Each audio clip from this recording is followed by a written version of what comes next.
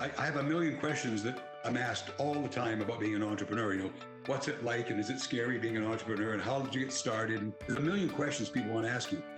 And I thought to myself, bang, one day, wouldn't it be great to have an entrepreneur's masterclass where I can bring some of these unbelievable people, people like we read about them and we read their stories. They're legendary, but we only see them on film and we have visualization of what they are. But actually to sit down with them and talk to them, I thought, wouldn't that be a wonderful way to learn? Nothing's new. I remember watching the old actor classes several years ago, how they visualized and how they created their careers and how they just kept getting better and better. And I thought to myself at that time, what a wonderful way for a young person to learn the craft directly from the old guys. I thought it was a very elegant way to teach. We've got a wonderful class for you today. Suzanne worked in the county for about 10 years, but then got the bug for entrepreneurship. And she moved to Virginia with her 2-year-old lab, Casey, and her partner, and created a place for Casey to play and stay overnight, and sort of invented the doggy daycare business. And that initial business became one of the top franchises in North America today, Dogtopia of Manassas, started in 2008. There were many ups and downs we're going to hear about today. It was a very slow start. It wasn't easy, although it looks easier now. It actually is easier now because in 2017, Suzanne opened up a second location, and I almost want to say immediately, it became one of the top stores in the system, really ever since day one. And in another twist of an entrepreneur's journey, Brian and Suzanne have committed to sell these 2 locations and still act as the operating advisors for the new buyer. And I just know that entrepreneurial path that they've started is going to continue on down the road. So what I'd like to do now is to turn this interview over to Dr. Tim Raschulte, who's going to tell much more about Suzanne's background and ask her some very stimulating questions so that Suzanne can share her secrets of the entrepreneurial journey that she's taken with you today. Tim, thanks for facilitating. Over to you. I'm going to sit back and listen and learn. Can you walk us through a bit of your journey from studying accounting, becoming a great accountant, and then becoming a franchise owner for Dogtopia? Yeah, absolutely. But I'd be remiss if I didn't mention, obviously, my business partner, Brian. He was instrumental in the journey, and so we'll be referencing him quite a bit. As an accountant, our typical traits are that we kind of play it safe, we play by the rules, we do things very systematically and organized. And I didn't grow up with any entrepreneurial influences or anything like that in my life. Everyone I've known always kind of played it safe. But I was married to Brian, and he was in a position in his job, he was a contractor, that his contract was ending. And both of us together were just like, what else are we going to do? What else will you do with your newfound freedom, with your contract ending? What will be the next path for us and for you? And we just brainstormed and brainstormed so much. And he's from New York, so he wanted to open a New York deli and sell bagels and sandwiches and things like that. But then we just kept thinking food service might not be. I didn't have a passion for food service, and it needed to be something that we both loved because we were both going to be really involved. And we were thinking clothing stores or just something, that we thought could do well in our area. And we just kept thinking, what do we love? It has to be something we love. If it's something that we're going to do every day, day in and day out. And we're like, oh my gosh, like our dog, like we love our dog so much. What could we do for her, essentially? Because we know that we would do anything for her. She was our only child. She was our baby. Like, I tell the story that anytime, this was before iPhones and digital pictures, we went on a cruise once and we took a photo album of her with us for all the other passengers to see. They didn't care, but we thought that they cared. So she was our joy, and we thought, what could we do for her, and what is there a need for in this community? And we heard about Dogtopia. It was called Happy Tales at the time, but it was in the community where we used to live. And we had moved out to our new town, more in the suburbs. and they didn't have anything like Dogtopia out where we lived. And it just instantly clicked. We're like, that place that we went to, we loved it so much. And unfortunately, our dog didn't pass their evaluation requirements, but we thought had she had passed, she would have had the best life ever.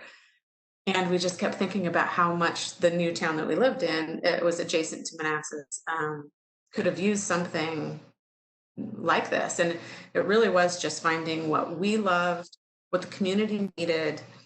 We were in our home when people would go on vacations, our neighbors, our friends, we would volunteer to watch them in our house for free as just a friendly neighborhood gesture.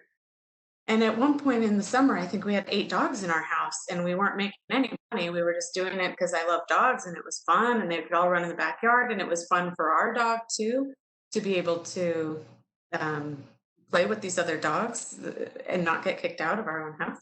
So it just was a light bulb moment. We're like, Dogtopia. And then we Googled it and saw that they had just brand new started franchising. I think we were one of the first franchisees sold.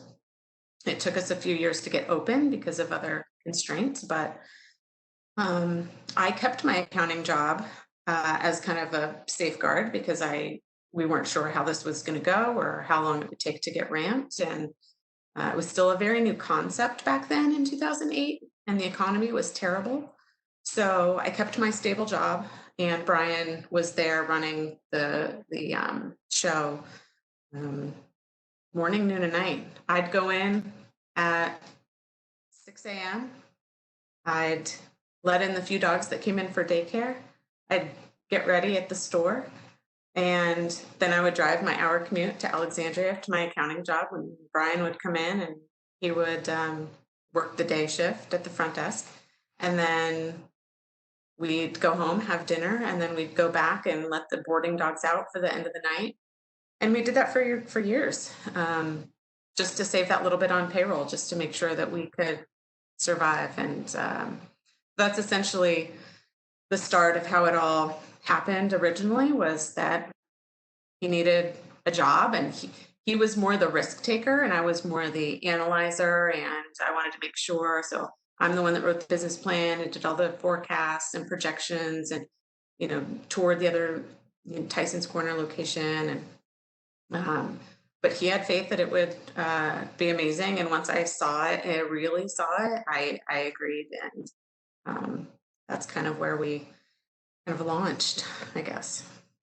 That as you started out and even earlier in your life, that there wasn't a lot of entrepreneurs and entrepreneur idea type things floating around your world until this came about. But I'm sure thereafter there probably was. There were probably mentors along the way. There were advisors along the way, other help along the way. Can you share a little bit about those people? Who were they, and who helped you and your partner to kind of endure the first few years that it sounds like you had to overcome these constraints as you talked about? Who were some of those mentors and advisors and others that helped out in the early years and the growth years and other aspects of the entrepreneur journey? We were very lucky to have other franchisees very local and close to us in the Dogtopia franchise. So we all became a very tight-knit group of franchisees. We meet regularly. Before coronavirus, we would meet. We try to meet about once a month for dinner, just to get together, brainstorm ideas, just network with each other, be friends with each other. I consider them lifelong friends, and they've just been instrumental in our growth along the way. Of course, the franchise was there for support and guidance for everything operational and things like that, but just real life stories and talking to them and commiserating, but also celebrating each other. And only we know exactly what we're going through. We are just the same in all of it. We have the same crazy customers. We have the same crazy employees. We have the same successes as well. Anytime one of us reaches high up on cards that are put out by the franchisee, we all shoot each other congratulations messages and lift each other up. But also then, we can be like, you guys will never believe the story that uh, just happened at our store. And it's just really been helpful to help keep us going for sure. Who was if you look back um, during those years, those early years, who were I really won't say mentors, because we probably didn't think of them as mentors, but who influenced your life at that time? Yeah, I didn't have any mentor or real entrepreneurial, but the most hardworking person I knew was definitely my dad. He worked double jobs. We didn't have a lot of money growing up. We had people donating things to us. We lived in a moderately sized home in the suburbs, and it was, we were, I would say, lower middle class.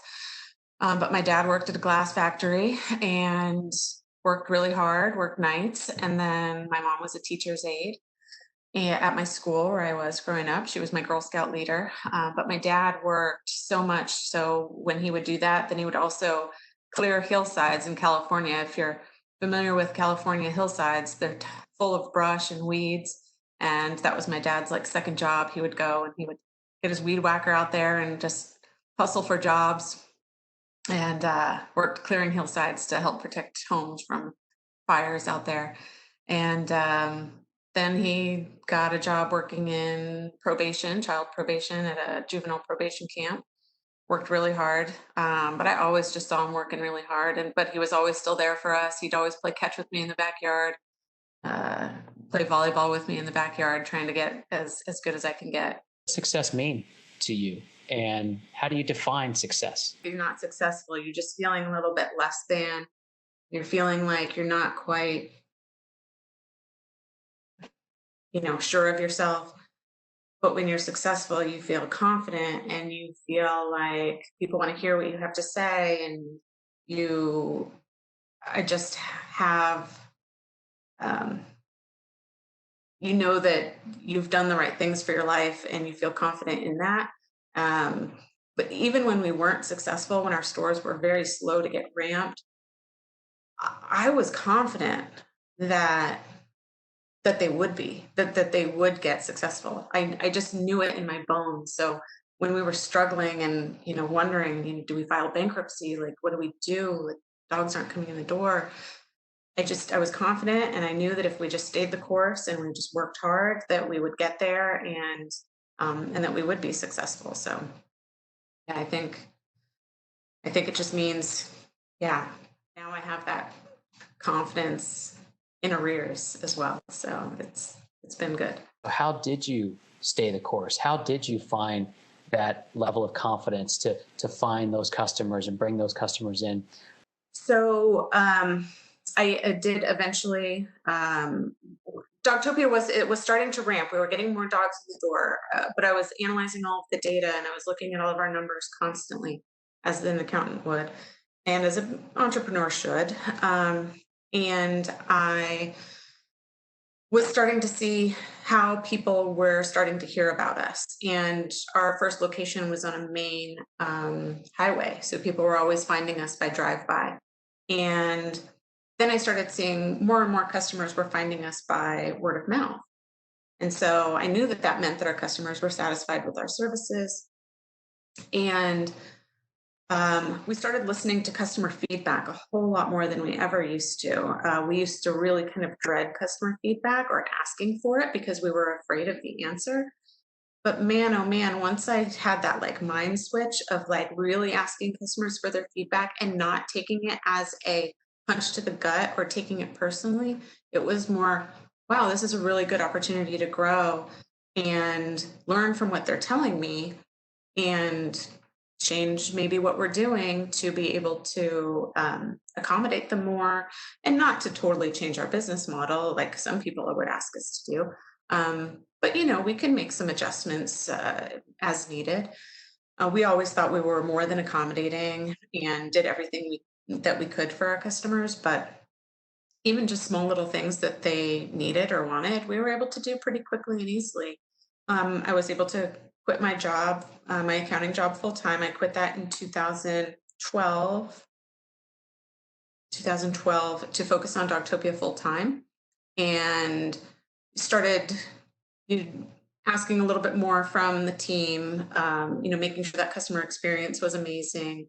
And suddenly we started seeing a whole lot more engagement on how people were finding us was mostly all word of mouth and very much less and less drive by like we had seen in the early days. So people were telling their friends, and when people are happy, that's the best referral you can get from somebody is, hey, where do you take your dog? Take them to Dogtopia. They're amazing. They're absolutely going to come to us and at least try us out. If they didn't like us, that's fine. But at least they were told about us. They tried it out for themselves. Not for everybody. We tell people that. Um, not all dogs thrive in daycare, and that's fine.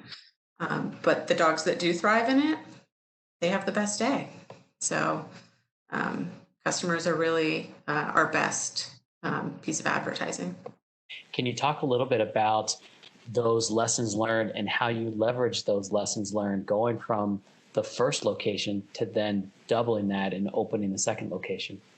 Right. Well, so our locations are fairly close together. A lot of our customers would come into our old location and, when are you going to open one in Gainesville? When are you going to open out there? And kind of pass it off like, oh, like that was a lot of work at first. Like, do we want to go through that again?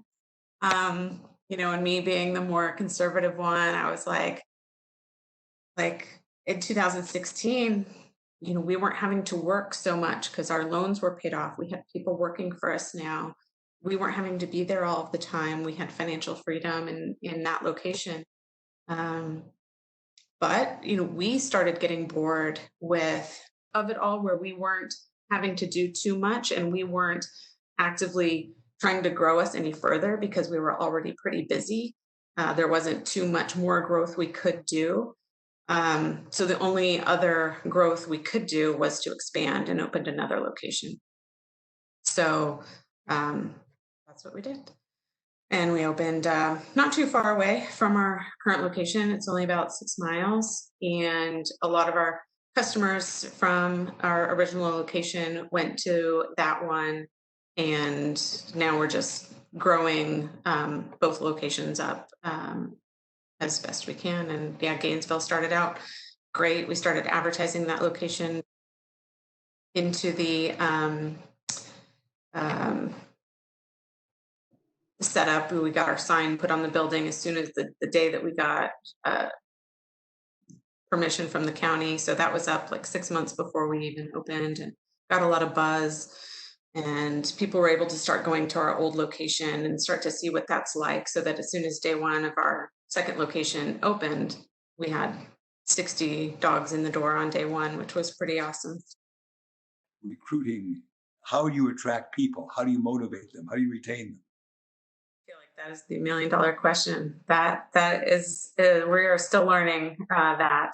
But for us, our strongest people that we have so far started out from the beginning, or started out, as a canine coach, and they worked their way up. So they understood the business. They knew us. They knew what we put into it. They trust and respect us. Celebrating their accomplishments is huge. It's not something that I used to do in the beginning when payroll money was tight. I was really like, you have time to lean, you have time to clean. Like, I don't have time to pay you guys if you're not working. I was not easy to be around because I was like living on macaroni and cheese and hot dogs just to make sure that I could pay them. And then, if I ever saw them sitting around, it was just like, I took it personally. And now that there's more flexibility with our finances, I can reward them and I can allow them to be human in the store and have conversations and be friends with their peers, and not feel like that if they're on the clock for another couple of minutes that they're going to get in trouble or something like that. So giving them a place to feel safe, a place to do their job well, know that they're being respected and rewarded for hard work. Um, you know, giving them small accolades along, you know, there's a system we have. It's called bones. You throw them a bone. So at any point during the day, anybody could write something down that's great about somebody, and they put it in a box, and then we all read them out at the next staff meeting. And they get a little compensation extra for each little thing that they do, and it's just really good for team bonding and for helping keeping a fun and collaborative work environment. But also too for kind of my higher level people. Something that I really struggled with in the early days was Brian and I knew how to do everything. And then when we'd hire people on, training them was very difficult to get all of the information out of our heads into theirs and expecting them to do it accurately and efficiently every time.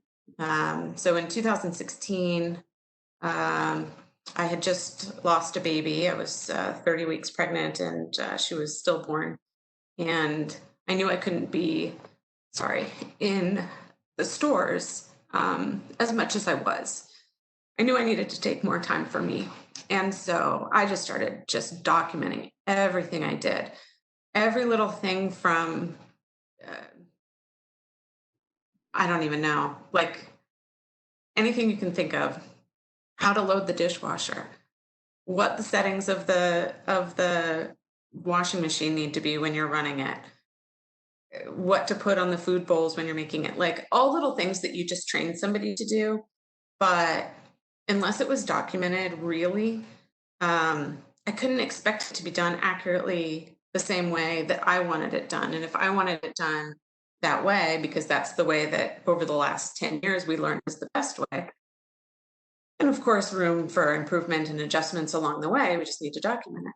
And so once I was able to get it all onto paper and train a manager with that, then I knew we could just point to that. That was our guide. That was our just, you know, our processes, it's our policies and processes all in one place where they can follow it.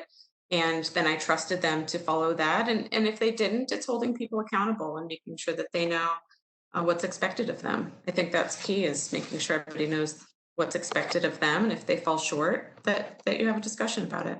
I would suspect that from that document and from those training perspectives, it really created the culture in which those employees then could operate with a level of accountability, but in delivering this level of service that you wanted your Dogtopia to represent and to be recognized for. I would suspect that created a sense of not only standard operating procedures, but a playbook for how we deliver excellence within our Dogtopia.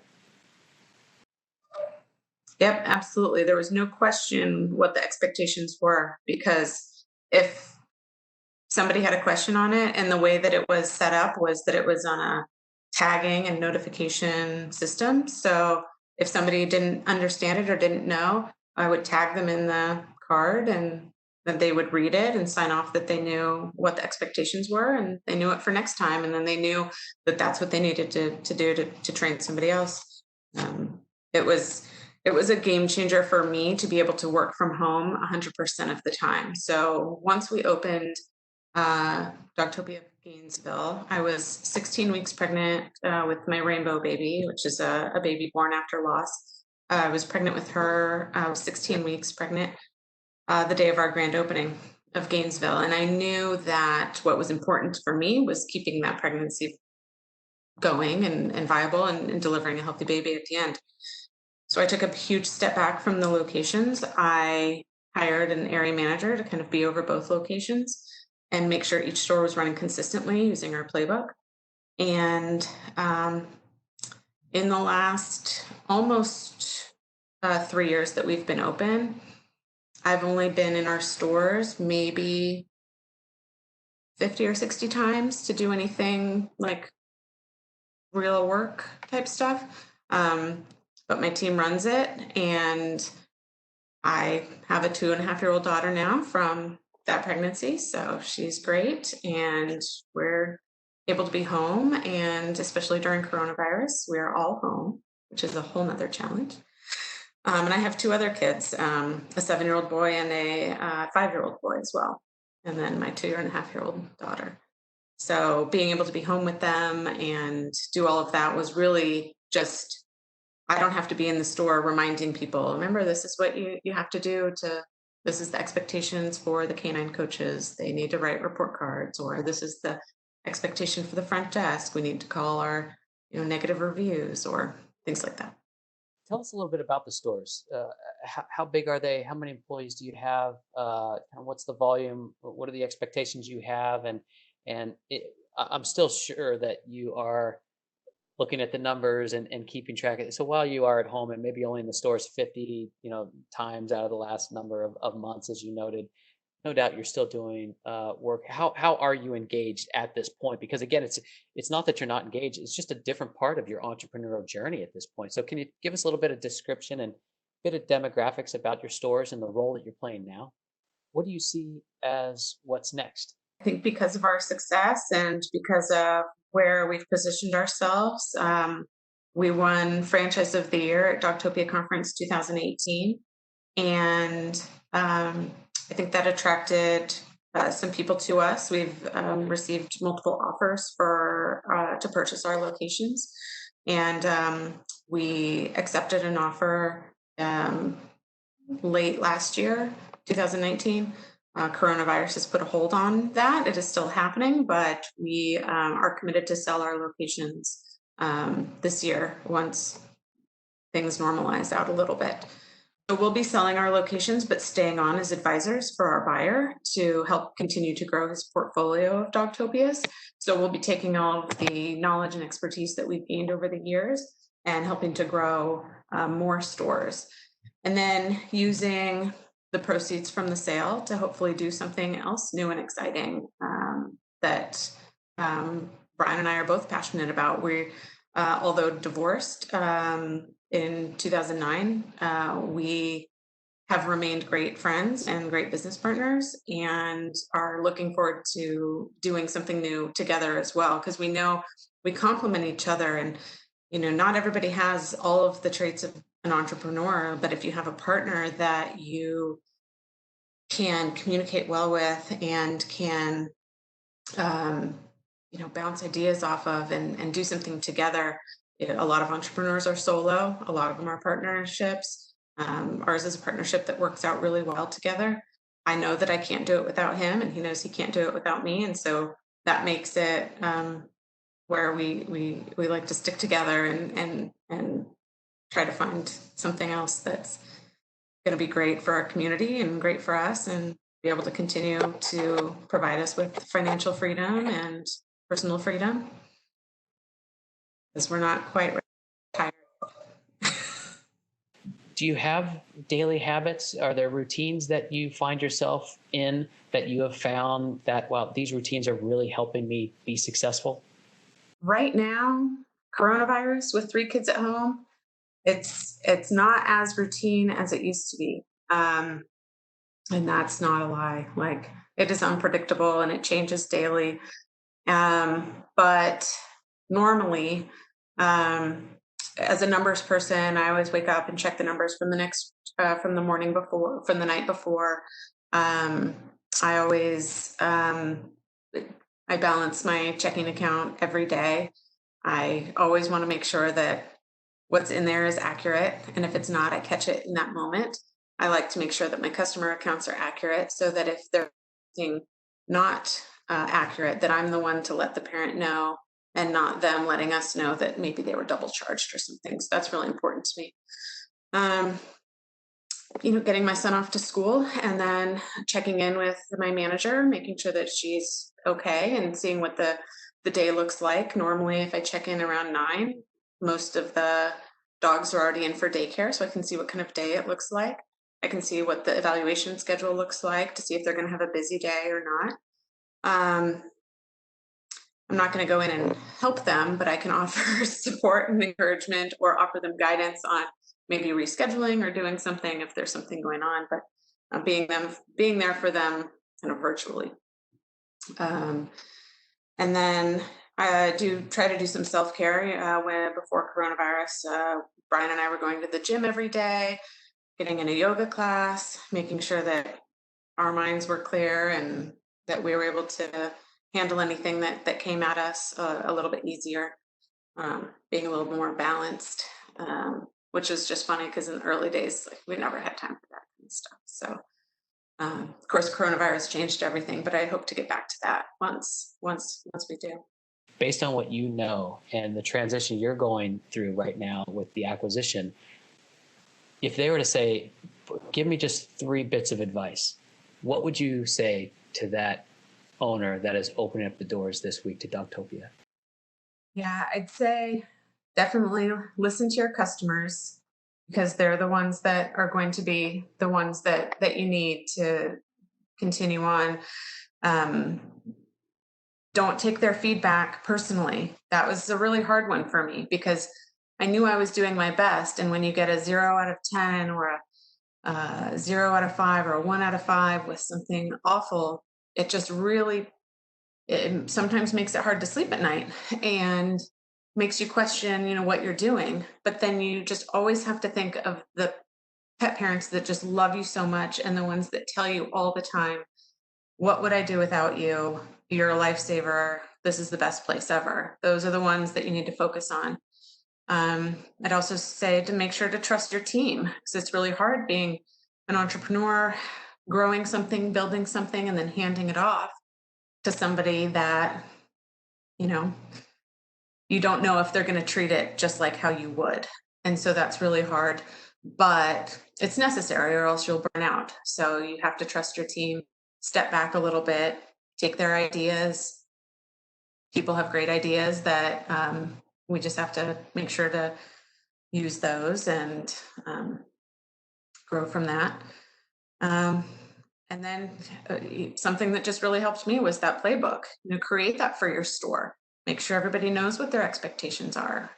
Make sure they know how to load that dishwasher properly. Make sure they know exactly, because if they feel confident in their instructions, they're going to feel successful in their job because if you say, hey, go load the dishwasher and they do it quite just a little bit wrong, and you come in and be like, not that way, this way. Well, nobody told me that first time. Just tell me the first time and then I'll do it right the first time.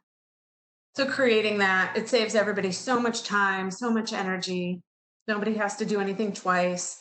I don't love repeating myself. So if I just document it once, then there it is. Yeah, I got a few questions. I'm going to do a couple of fast ones. How old were you when you had your first dog? Oh gosh, I had a dog when I was a kid.